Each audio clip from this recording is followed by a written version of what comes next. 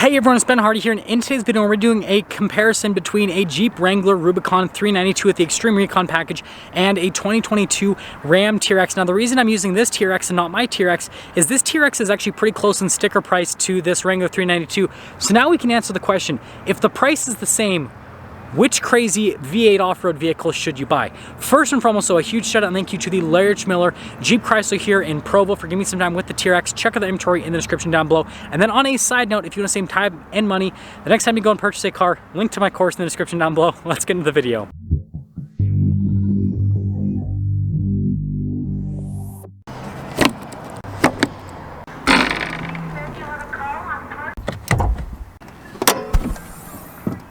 Now let's start things under the business end of the vehicles, aka the hoods. So first off, with the Wrangler, we have a naturally aspirated 6.4 liter Hemi V8 that goes through an 8-speed automatic transmission. It's good for 470 horsepower and then 470 pound-feet of torque.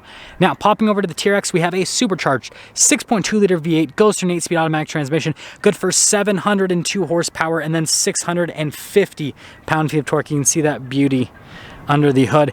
Now, you guys are probably wondering, is the TRX significantly faster than the Wrangler? Here's what I have to say, because I'm an owner of a TRX and, well, I'm now an owner of this Wrangler as well.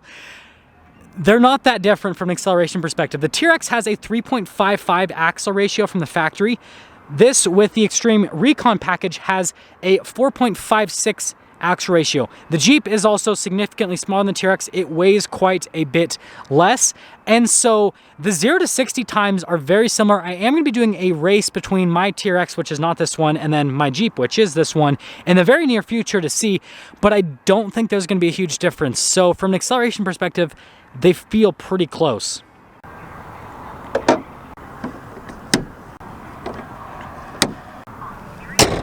Well, let's go over the key exterior features with both of the vehicles. We'll start over here with the TRX. So we have the venting on either side of the hood, which is not functional, but it looks very cool. 6.2L supercharged badge. You've got the vent here in the center, which actually is functional and has the marker lights for the center.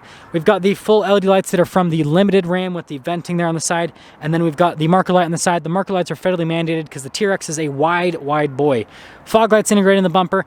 Massive front grille with the Ram logo that's hollow to feed that supercharged 6.2 liter V8. You've got the skid plates down below with the tow hooks, and it looks fantastic. Or I should say skid plate, not skid plates. Sorry. But key thing with the TRX, independent front suspension. Popping over here to the Wrangler, you guys can see you got the 392 badge, Rubicon there on the side. Have a cool hood scoop, which is functional. There's no non-functional hood scoops on this, so that's 1 point for the Jeep. And just kidding. And then you guys can see the LED lights here. This one has the satin black front grille, and then you can see the tow hooks here. And this one does have the steel bumper. And then we have skid plate action underneath. Solid front axle with the Jeep that does change driving dynamics quite a bit. So when you go over a really big bump to where you pretty much like do full compression with the suspension, the TRX, you don't really, I mean, you feel it, but it's not too abrupt. With the Jeep, once you go full compression, you hit the solid front axle, it goes across the axle because it's a solid front axle, and you feel it and you hear it, and yeah, it can be a little bit jarring, so it is something to get used to. Now, the next thing I'm going to talk about is tires. We have 18-inch wheels here on the TRX, 35s. 17-inch wheels here on this Rubicon, and 35s as well. They're both lifted compared to their like regular counterparts. 2.5-inch lift. The TRX, I think, is like around a 2-inch lift. And then you guys can see here with the front, well, actually it'll be better to go to the rear so we can talk about the shocks.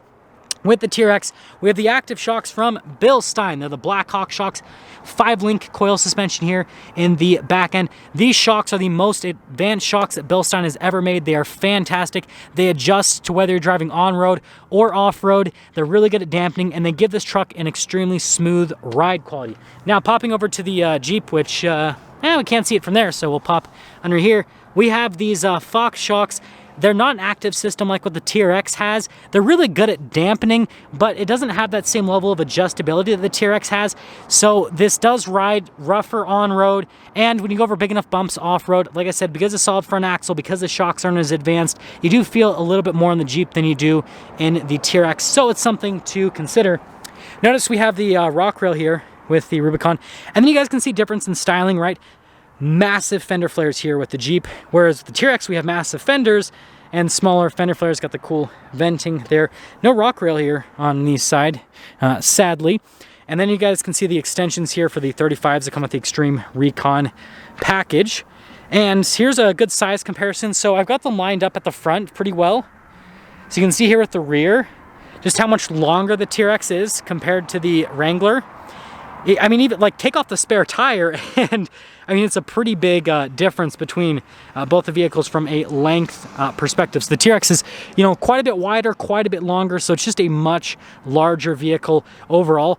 From a sound perspective, I guess I will let you guys determine that for yourself.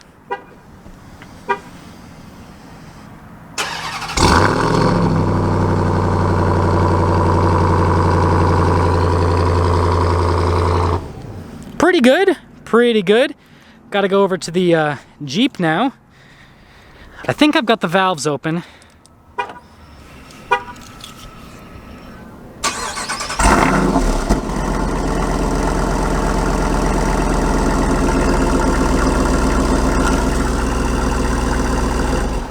So I think they both sound amazing. They do have different sound characteristics. This sounds more like a muscle car.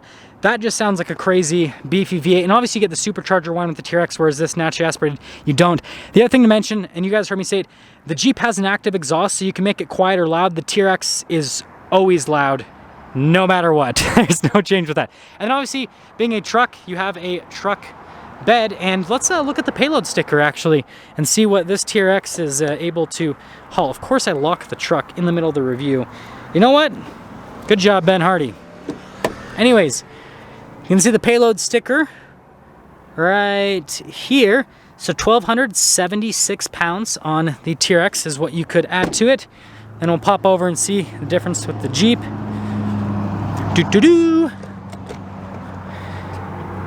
And 850 pounds. So the TRX has quite a bit more from a payload perspective, which is pretty impressive. And then you can see obviously the differences with the rear styling, right? You got the tire on the back with the Jeep, you've got the LED lights, and then we'll quickly show you the cargo space here. So since it's not a truck bed and since it's much shorter, don't have nearly as much space here at the Jeep, but you know, it's still relatively practical from a rear perspective. And now let's pop to the interiors.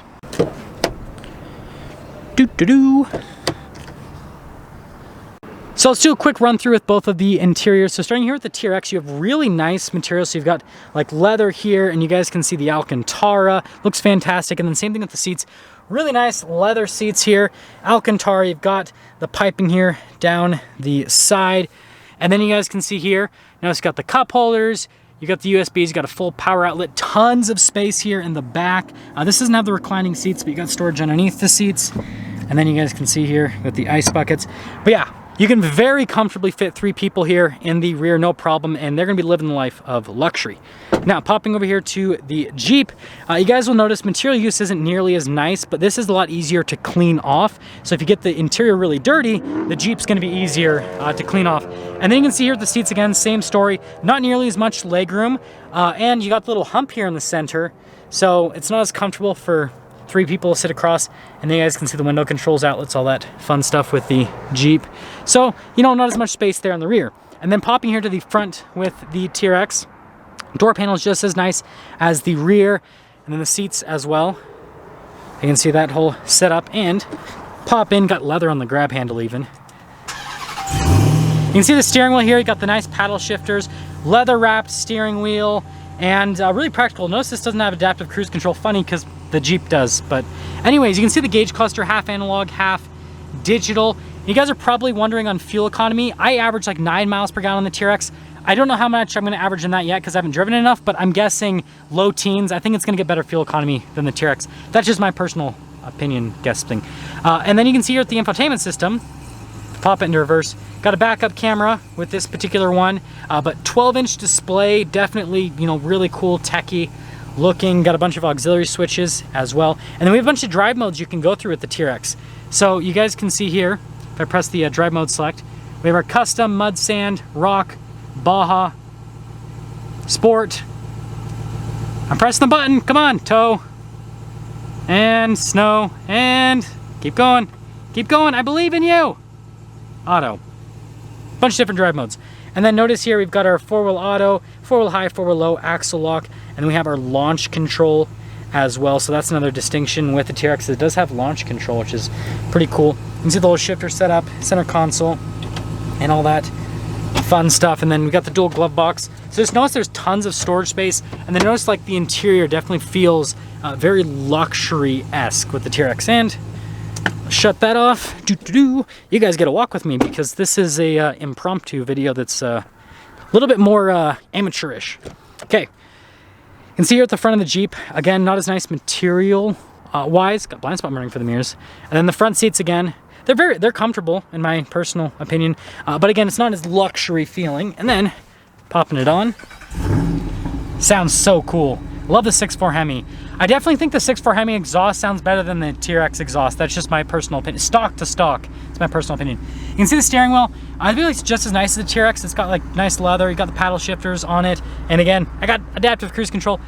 Notice the gauge cluster. Again, analog gauges and then a screen there in the center. Infotainment system. This is the biggest infotainment system you can get with the Jeep is the 8.4 inch. Also, you can only get heated seats. You can't get cooled seats. You can get cooled seats in the TRX, front and rear. So there is another distinction with that.